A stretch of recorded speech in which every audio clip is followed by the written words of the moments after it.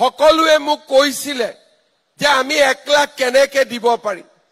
মই কৈছিলো যে নহয় আমাক শিক্ষক লাগে আৰক্ষী লাগে নতুনকৈ কলেজ খোলাৰ প্ৰয়োজন আছে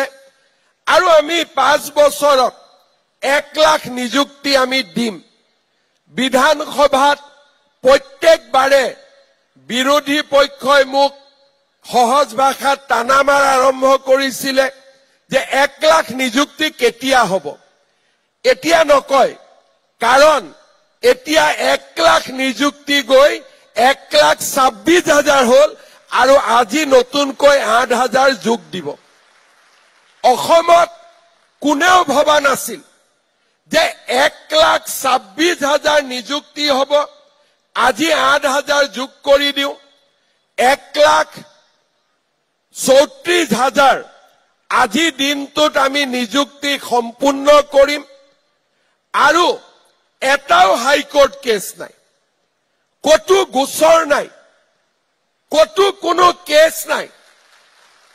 কেতিয়াবা ইজনে সিজনৰ বিৰুদ্ধে কেছ কৰিছে সাবজেক্টৰ কেছ এনওআইএছৰ কেছ বা বিভিন্ন কেছ কিন্তু কতো এটাও অভিযোগ নাই যে নিযুক্তিত দুৰ্নীতি হৈছে নিযুক্তিত দুৰ্নীতি হৈছে বুলি কোৱাৰ কোনো অভিযোগ নাই প্ৰথম 2 এবাৰ ৰাজনৈতিক নেতাসকলে কব যত্ন কৰিছিল কিন্তু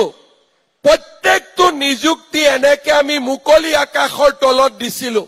আৰু আমি ডাঠি কৈছিলো যে এই নিযুক্তিত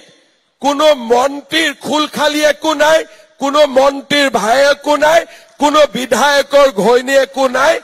ই অসমৰ যুৱক যুৱতীৰ